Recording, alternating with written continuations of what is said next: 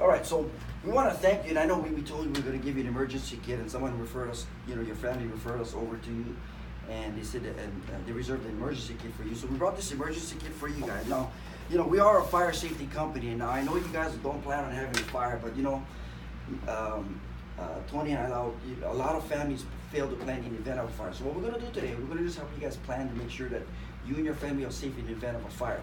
But what we want to start with is giving you this emergency kit. This is just a little appreciation for allowing us to show you the safety program. Now, this emergency kit has 167 pieces. Now, to be honest with you guys, Tony and I haven't counted the pieces, but the box said 167 pieces, so I trust the box that it's got 167. Because that would be too much for me to count.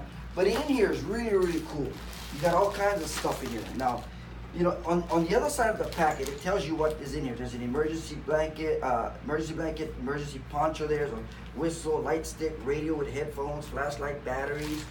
There's some Q-tips. There's scissors here. There's all kinds of stuff. There's even an iPad, in here. This kind of iPad, okay?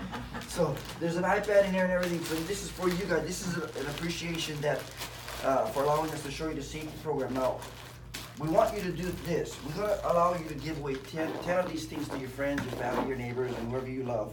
And if we give you 10 of these things, could you give them away? You guys can give them away, right? So what we want to do is we want to get those people that you want us to give it away to, and we'll go ahead and deliver them for them, for you guys to them. But it'll be a gift from you guys. So that's for you guys. But anyway, what we're going to talk about is something that no one ever wants to talk about. And you know what that is fire. Fire is something that no one wants to talk about because fire is a very dangerous thing. And you hear on the news that there's people dying from fires, people getting injured from fires. Fires happen every single day. But what we're going to do is to make you and your family safe, or how we're going to find out if you will be safe in the event of fire, is we're going to do these survival questions. Because if you answer these survival questions the way we're hoping that you answer the questions, which is by answering it all yes, then you and your family have a better chance, but there's no guarantees that you will survive, but you have a better chance. But if you answer no to any of these questions, I hate to say this, Alao and Tony, is that you guys won't survive the fire, okay?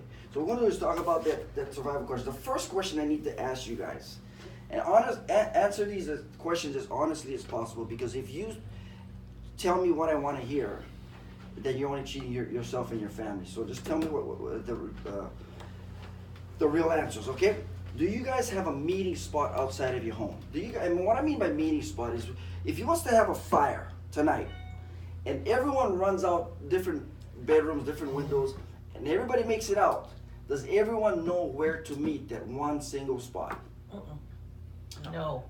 You don't have a meeting spot. Well, let me tell you why that meeting spot is very important. Because most people think, hey, as long as my family is out of the house, we're good. That's the main thing. No, that's not the main thing. I'm going to tell you why. There was this family that was having my mom was preparing dinner, okay? While she was preparing dinner, right, the children was watching television, and her husband was on his way home from work, right? This is what happened. She had a little grease fire in her pan, right? And there's one thing you never do to a grease fire. You know what that is? Add water. You never add water to a grease fire, because it actually makes it worse. It kind of like there's an explosion, or it gets engulfed in flames, and before you know it, it's just out of control. Well, in her situation, it was out of control. She couldn't deal with it anymore. The good thing is she got her and her children out of the house. They were perfectly fine. No one was injured. Nothing happened, except when they went out of the house, they went into the neighbor's house. So they were fine. She made 2 phone calls. Mom made 2 phone calls. Okay? She called the fire department. They were on their way. Who do you think the second phone call was to? She called her husband. He's driving home from work, right? He doesn't answer his phone, caller ID, not familiar with the number, whatever the case is, he didn't answer the phone. Now Dad pulls up his house, dinner time, his house is on fire. Where does Dad go? In the fire, in the house. He goes right in the house. Why? Because he didn't see any of his family members outside. They were safe though. He didn't see any of his family members outside of the house, so he went right in the house because he thought they were trapped inside. Now he did something that I probably would have done too. Go inside and save my family, right? But he didn't realize that they weren't inside because no meeting spot. So a meeting spot can save not only the family that is in the house, a family member, but it also saves the fire department from going into the home, because when the fire department shows up, and if they don't, there's nobody from the family at the front there to meet, you know, the fire department, to tell them that everybody's out, what do you think they're gonna do? They're gonna go in because they have to assume that people are still sleeping inside that house. Meeting spots can save lives, all right? Second question. So now we're gonna establish a meeting spot, by the way, and you take them to the front door, whatever, or you just tell them where they need to meet, all right? Second question is, do you ever do a fire drill? Like, in other words, meaning, have you ever gone from your bedroom out to the front door or the back door without having to open up your eyes and see where you're going? Have you ever done a fire drill like that? You know, the funny thing is, not funny, but the crazy thing is, when we grew up, we were doing fire drills. At school? At school. We all would line up out of the door, single file, and meet at the jungle gym or the big banyan tree or wherever we would meet. We would have these fire drills every month or so, right? Now, they do these fire drills every single month or every time in schools, but when was the last time you ever heard of someone dying in a school fire? You don't hear of people dying in school fires. Why? Number one, they're awake. Well, I slept in class, but but most people are awake in school, right? So if they're awake in school, they know about the fire, they can see the fire, because there are school fires, they can escape. But the fire we're talking about is the one that when you're at home, you won't be able to escape because you're sleeping at 2:30 in the morning, right? So we get these school fires, but we do drills at school, but we don't do them at home, right? Where are most people dying from fires? Where? In people's homes. People die in home fires, not school fires. So keep doing the school drills for the kids. But we need to be doing them at home, because that's where people get injured or don't make it out of fires. So have a home drill, meaning just learn how to feel your way out of the house, not see, because you'll never be able to see. Okay? Third question is, do you change your smoke alarm batteries? Do you check your smoke alarms? Do you make sure they work? No. You don't ever... Oh, well, we have inspection. The guy does it. Okay. Yeah. So you wait for the guy to do it. Okay. Well, when he checks it, what does he do? Just presses the button. He presses the button. Yeah. Okay. You mean like this? He presses the button like this. Yeah. So the alarm works. Yeah. Right. Well, you know, the bad part is, or the good thing is that we know the horn works. The second thing we know is the battery is connecting to the horn, because the only way that the alarm would work is that we would know it's working. We think because the battery and horn is connecting. So you have a battery, you have a horn, and you have a smoke chamber. So that is connected, but it's not telling us whether the smoke chamber is working or not. We're going to talk about that in a little bit. But we want people to change their batteries or check their horn, their alarms, because we want to make sure at least the horn is working and the battery is connecting. Because that's all you're really doing. Okay? The other question is, how long would it take for you to get out of your home? If you was to have a fire, how many minutes would you say it would take to get out of your home? 5 minutes, 2 to 5 minutes, 6 to 8 minutes, 11 to 13, 12 to 15 to 20? It's a small unit, so 15 minutes, 5 minutes? 5 minutes. Well, even if it's 2 minutes, 2 minutes is too long, because in a fire you only have seconds at times. And we're going to talk about that a little bit. Last question, very important question, is this. Do you guys have any heat detection in your house? I know you got smoke detectors because I see them up there, but do you have any heat detection? Anything to detect heat? No. You don't have any heat detection. Well, the reason why we ask that question is because people need to understand that there's two types of fires. Now, did you know that there was two types of fires? No.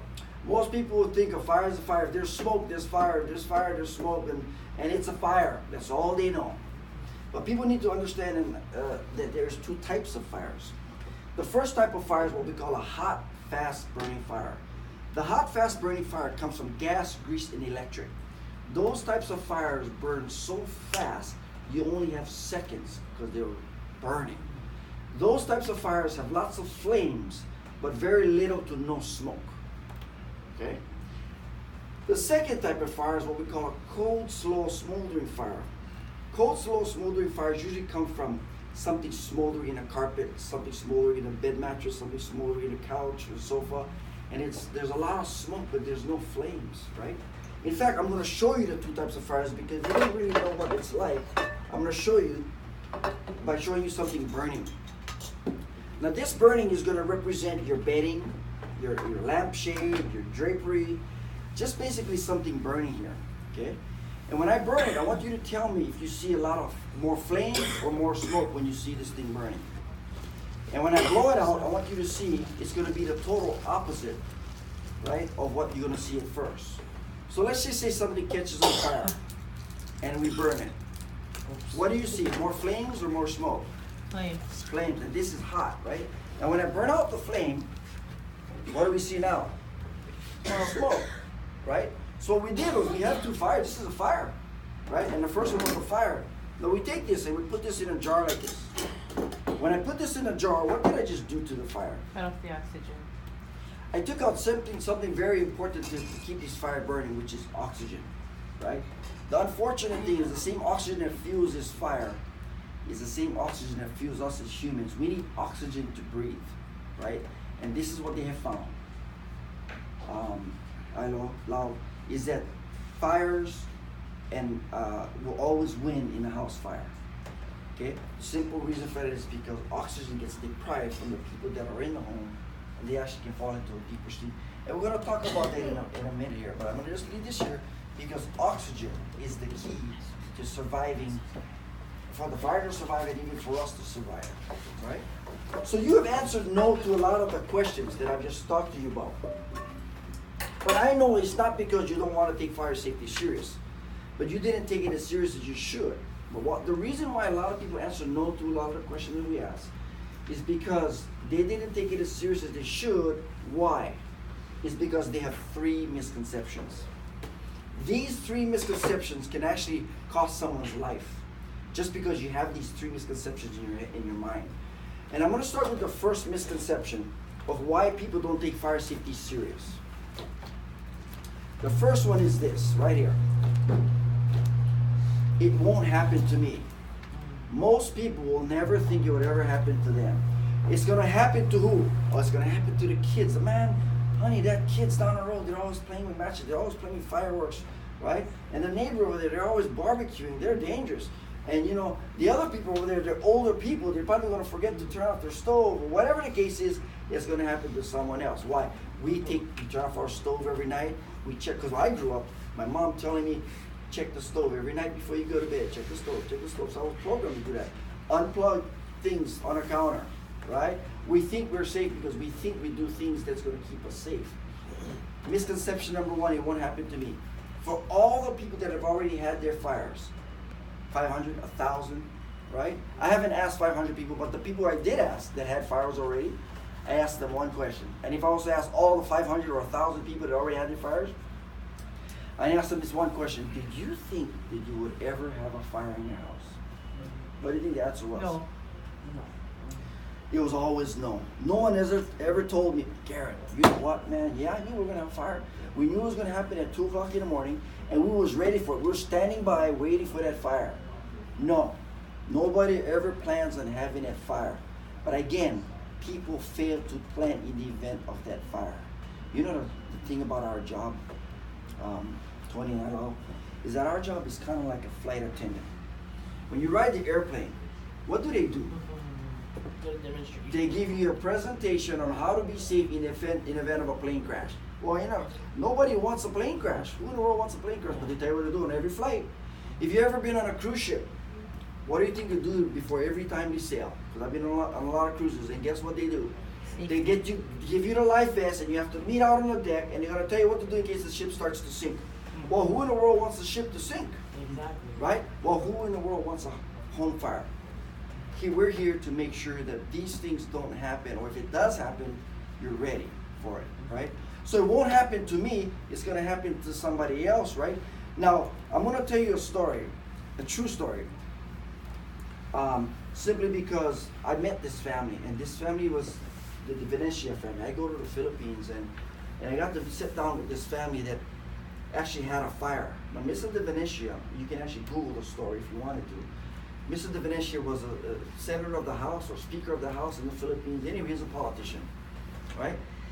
And the story was him and his wife went out to one of these politicians' dinner or whatever it was. They were out anyway. And his 16-year-old daughter was home. She was upstairs, 2-story house. She was upstairs in her room. Her door was closed. While she was upstairs, there was a fire that broke out downstairs, right? It was a Christmas tree fire, right? And if you ever seen a Christmas tree burn, it burns fast. I mean, it's like gas because it's oil in the sap from the tree, and it makes it burn much faster. Well, what happened was that Christmas tree burned, and it caught onto the drapery, caught onto the furnishing, and everything started to burn like any other fire, right? Well, when the daughter came out, we're not sure whether she came out because of the fire or she came out because she was just coming out of her bedroom. Because her plan was she was going to go out that night. But when she came out, there was a fire. She tried to go down the stairs. She couldn't go down the stairs. The fire was already threatening her life. It was already coming up the stairs. She tried to go out the window. She couldn't go out the window, folks. You know why? The dad was thinking security. I'm going to secure my family from danger. So he put bars in the window. Bars are perfect for security. Death trap for fire. She was trapped in the house. The story is, the family told me she called her sister. When she called her sister told her to go in the bathroom, grab a blanket, and wrap yourself up in the blanket. Fill up the tub with water and submerge yourself and stay there until the fire department gets there, because they're on the way. That's probably the most clever idea I could ever think of, because I wouldn't have even thought of that. Right? In the cold water, blanket, wrap yourself, and just be able to breathe. I'm going to ask you this question. The fire department showed up and they put out the fire finally, and they got to the bathroom where she was found. Was she dead or alive?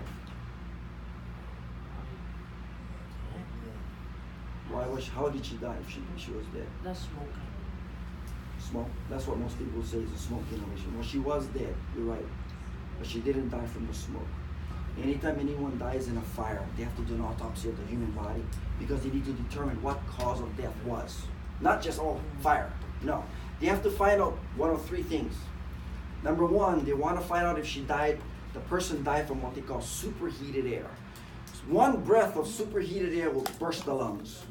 So if she didn't have smoke, but because the house was so hot and she took a breath of that, her lungs would have bursted, and that's superheated air. That's one way. But her lungs was intact. So she didn't die from superheated air. The second thing they're going to check for how a person dies in a home fire is they're going to check for smoke in the lungs. What is that called? Smoke inhalation. You've heard of that. But her lungs was free from smoke, which means the only other way she could have died, because she didn't breathe the hot air and she didn't breathe any smoke. The third way would be, how do you think she died? Lack of oxygen. We call it asphyxiation. She died from suffocating asphyxiation because that fire was desperate for oxygen.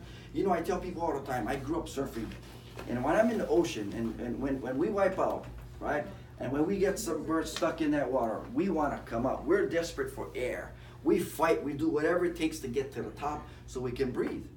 A fire gets desperate like that. It's just desperate for oxygen because it doesn't want to die. That fire wants to stay alive, and the only way to do that is it has to pull oxygen from someplace. So it's going to come from every place. In her case, it came from the bathroom. Even if it's under the door, it's going to suck that oxygen from under the door, right? So she died from lack of oxygen. When they found her, Ilau and Tony, they found her with, her burns was very, very minor. Even a child would have been able to survive that fire because it was minor burns. But the lack of oxygen is how she died, unfortunately, right? So oxygen is very, very important. And going back to misconception is they would never thought they would have. You think he would put the bars if he knew he would have fire? No, nobody plans on having a fire. But he failed to plan in the event of that fire. Okay, what causes fires? Well, we know that we can have kitchen fires, grease fires. We know we can have electrical short, right? We know we can have fires happen. You know, very seldom in Hawaii we have natural disasters, right? But we have fires in our homes, right? Going back to the young Venetia girl, when she had her fire and it was an electrical fire, right? There was several ways, one of several ways she could have survived this fire, okay? The first way she could have survived the fire is if she knew about the fire when it started. If she knew about the fire when it started, boom, she could have got out the house. The second way she could have survived the fire is if she didn't have bars, if dad didn't put bars on that window. Can you imagine what dad's got to live through now, that knowing that could have saved his daughter? right? But the third way she could have survived the fire is if she had something in her house to fight that fire. What do you think that is? No. No? She could have, if she had a fire extinguisher, A fire extinguisher. right? Because she would have not been able to put out the fire, but she would have been able to open up a way to get out of the fire. Because fire extinguishers are not designed to, hey, yeah, if it's small, you can put out the fire. But if you're trying to survive, you need that fire extinguisher to open up a way, shoot the base of the fire, and just get out. She didn't even have a fire extinguisher. Where's your fire extinguisher? In our closet. In your closet. That's where it's supposed to In be. the closet, is it close to the kitchen? No, it's close to the front door. Close to the front door. That's where they put it, Okay, yeah. well that's where they put it, and that's a good place. I believe if you had 100 in your house, it's good. But a kitchen is where most people put a fire extinguisher. Why? Because most people think they can have a kitchen fire. That's a good place, but that's not the best place. In a closet is a good place, but that's not the best place. In the garage is a good place, but that's not the best place. You know where's the best place to have a fire extinguisher? Where do you think that is? Is in your bedroom. Because if you have a fire in your kitchen and you got a kitchen fire extinguisher, if you got a fire in your living room and you're in your closet near your living room, but you got a fire out there, how do you get to it? If the fire is in between you and the fire extinguisher. But if you had your weapon, if she had one in her bedroom, and there should be one fire extinguisher in every bedroom of the house, wherever someone sleeps. She could have came out with that weapon. You know, the fire extinguisher is kind of like a weapon to, if you have an intruder, you have a tire iron, you have a bat, you have something. Some people have guns, right? That's to fight an intruder, right? But now you fight an intruder with weapons. They're not welcome in your house. Well, fire is not welcome in our house and your house, but we should have a weapon to fight that fire, which is a fire extinguisher. Hey, it's $14. Get them at the hardware store, but promise me you guys will have a fire extinguisher in your bedroom. We have fire extinguishers. Our company have them. But whether you get it from us or whether you get it from the hardware store, we don't care. Just get them. Okay? Just get one and put them in your bedroom. You need it in your bedroom. So these things happen, but I'm going to show you that fires can start in many other ways too. In fact, I'm going to show you right now how something so small can start a fire and burn down a whole house. Do you guys have this in your house? Yeah. You have batteries in your house. Yeah. Okay? Batteries are basically like electricity in little containers. It's contained electricity, basically, right? It generates heat. So I'm going to show you that this can start a fire, yes. But the point I'm going to make, besides this starting a fire, is I want you to know that fires can start from batteries because it's electricity, while our house is full of electricity. This thing gets hot only when it touches keys, screwdrivers, something metal. It generates heat. And when it generates heat, it sparks, then it jumps on a piece of paper, and before you know it, it burns everything else, right? So if you watch this, I'm going to show you how this thing is going to generate heat.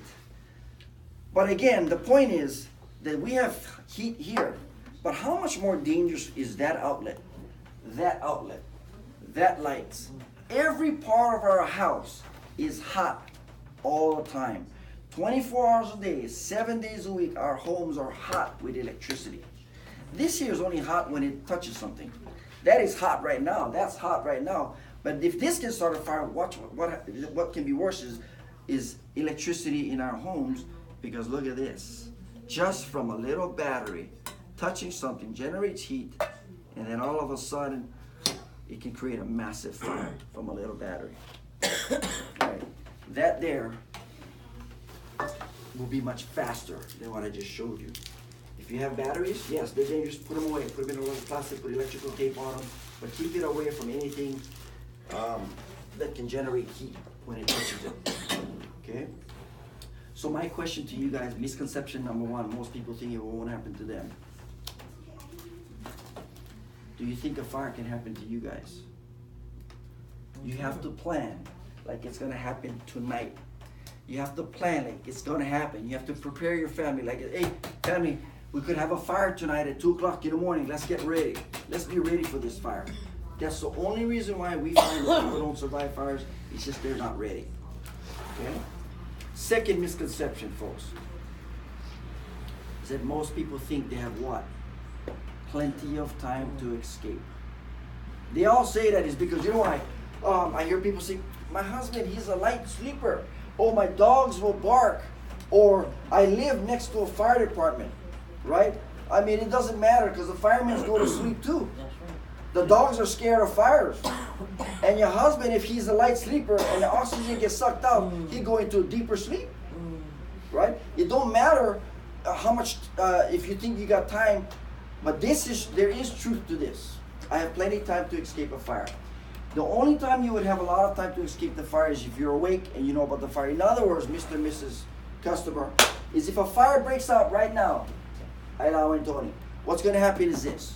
We're going to get our stuff, because it just started in here, the kitchen, and we're all going to get out of this house.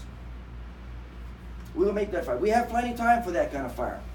But the fire that we're talking about, and the most dangerous time to ever fire is when you're what? Sleeping. Because when you're sleeping, you won't even know that you have a fire. And you know the crazy thing is, Tony and I know, is that when fire departments show up to people's homes, when they actually show up and they put out the fire, and they find the people still in their beds.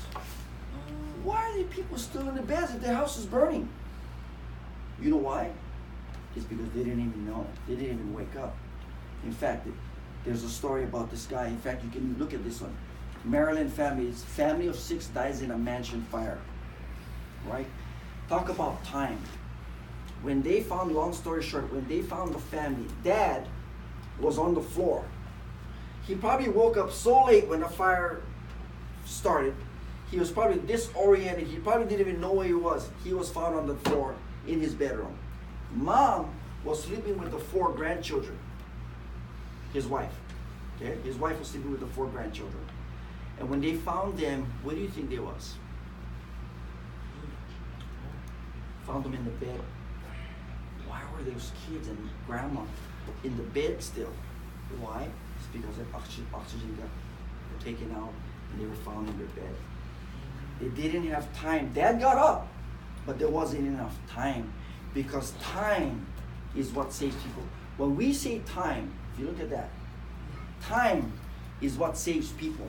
Because you can have 100 fire extinguishers, but if you don't have time to get that fire extinguisher or get to it, it don't matter how many fire extinguishers you have. If you have a good a water hose that can put out the fire in the house, what good is it if you can't get to it? Time is what saves the people. Because if you have time, you can get to the extinguisher, you can get to the water hose, you can get to whatever, get the kids out and all that stuff. Time is what saves people. But we don't have time. Why? Because today our homes burn 8 times faster than it did many years ago. When I was growing up, you know, homes didn't burn that fast. They burn, but not as fast as they burn today. Why? It's because the synthetics and all of our furnishings today, they burn much quicker, right? Time is what saves people. What I'm going to do is I'm going to show you a short little video. This video is very, very important for you to listen very carefully to what they're saying. These are fire experts. Now, I'm just a safety advisor. I'm like the flight attendant. Maybe not as good looking as a flight attendant, but I'm here to give you your safety program. But you know, these fire officials are going to tell you stuff about fire and how dangerous they are and stuff. And when you watch this video, I want you to listen to what they're saying, because it's very, very important. That can help you and your family to make sure that you guys take fire safety seriously. But I want you to see this. And this lady that's on this video, I want you to listen, because it's going to be an actual call, a 911 call, and she's going to tell you what happened in her fire. Okay?